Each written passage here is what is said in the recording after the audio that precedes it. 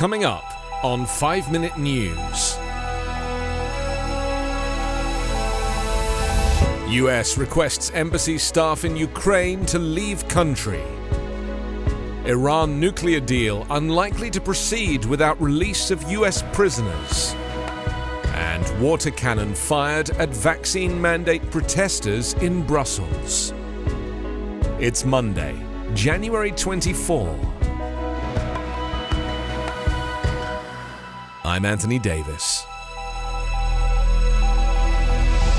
The U.S. State Department has ordered the families of all American personnel at the U.S. Embassy in Ukraine to leave the country amid heightened fears of a Russian invasion. The department told the dependents of staffers in Kiev that they must leave the country on civilian passenger flights at government expense. The move came amid rising tensions about Russia's military buildup on the Ukraine border that were not eased during talks on Friday between Secretary of State Antony Blinken and Russian Foreign Minister Sergei Lavrov in Geneva. In a statement, the State Department noted recent reports that Russia was planning significant military action against Ukraine. However, the Russian Foreign Ministry has accused NATO countries of escalating tensions around Ukraine with disinformation.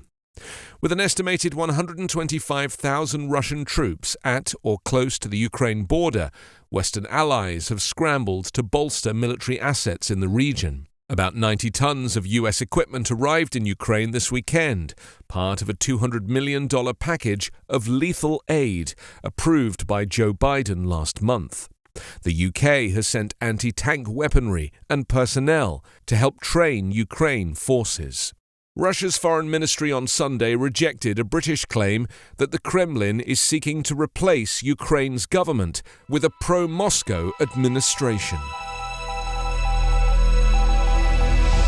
It's being reported that the United States is unlikely to strike an agreement with Iran to save the 2015 nuclear deal unless Tehran releases 4 U.S. citizens Washington says it is holding hostage, the lead U.S. nuclear negotiator told the Reuters news agency on Sunday.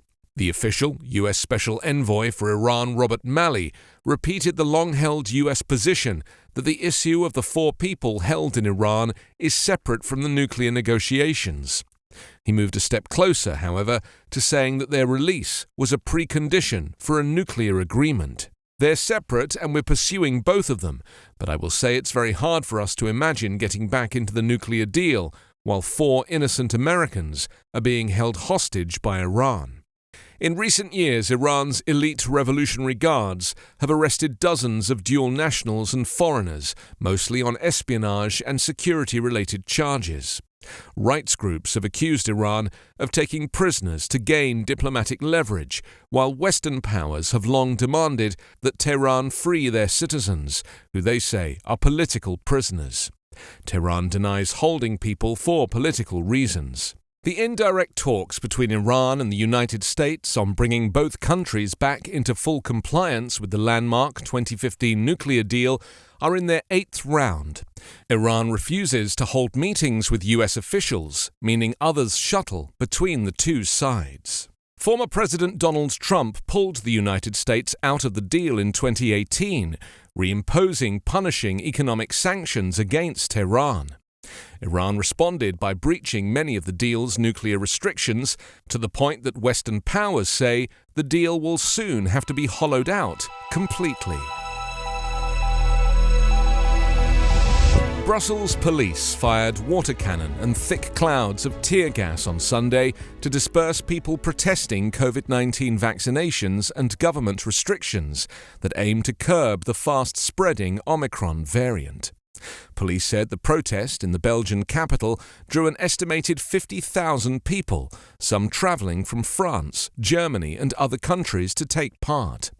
Protesters yelled liberty as they marched, and some had violent confrontations with police. Video showed black-clad protesters attacking a building used by the European Union's diplomatic service, hurling projectiles at its entrance and smashing windows.